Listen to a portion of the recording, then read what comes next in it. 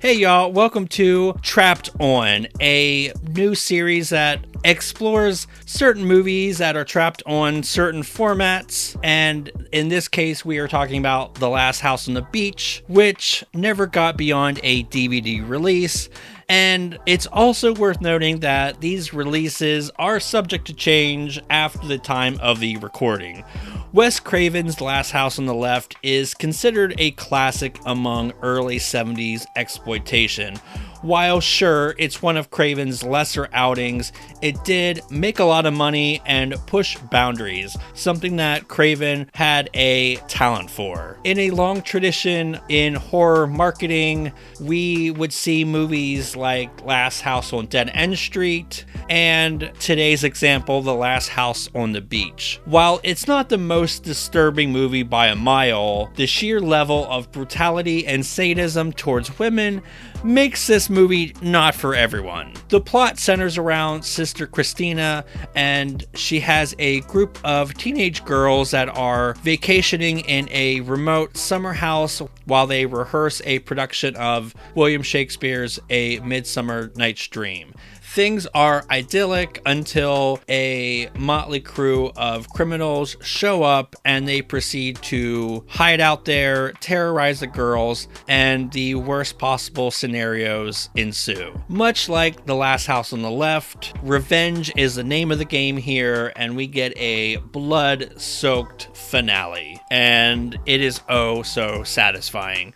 Using Bergman's The Virgin Springs as a template, Craven's The Last House on the Left was used to comment on things like hippie culture, the breakdown of the family unit, something present in almost all of Craven's movies, and since it's early 70s, some people think it's commenting on the Vietnam War. The Last House on the Beach, on the other hand, is not burdened by such lofty themes. The end result is a sleazy and unnerving outing, which takes all of Last House on the Left's most brutal aspects and cranks them up to 11.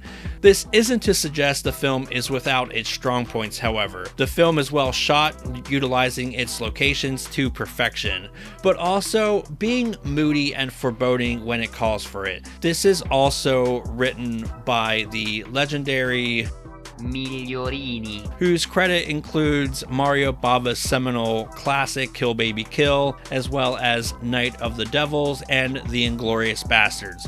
While yes, the plot isn't what I would call amazing, the writers managed to inject some social commentary on classism and religion to give the film some texture without being too preachy.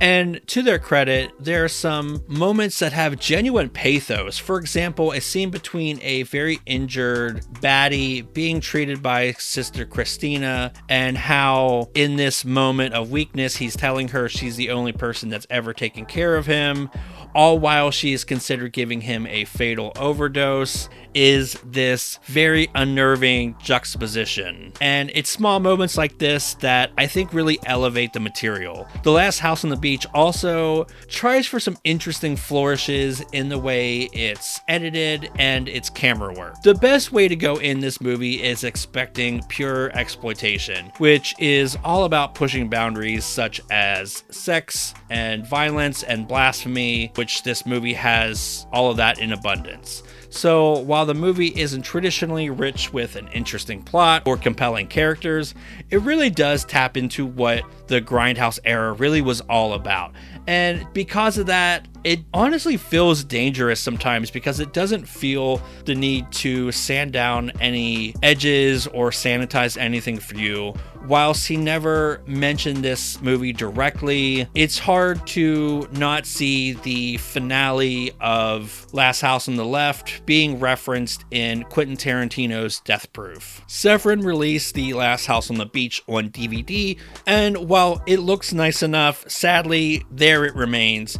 And in talking to David Gregory off the record, sadly, it is likely to not get a re-release anytime soon. However, internationally, there is a Australian Blu-ray, but this seems to be out of print and kind of hard to find / import. The Last House on the Beach is not what I would call a masterpiece. However, that doesn't mean it's not worth checking out and preserving on a higher format. So I hope y'all enjoyed this. Again, I wanted to try a new series. I would love to know what y'all think, and I have a ton more really cool examples of movies that so far are only on VHS or DVD and that are very much still worth seeking out. Please consider this video a like, again, commenting. I love hearing from y'all, and while you're hanging out with me, please check out this playlist, and I will see y'all in the next video.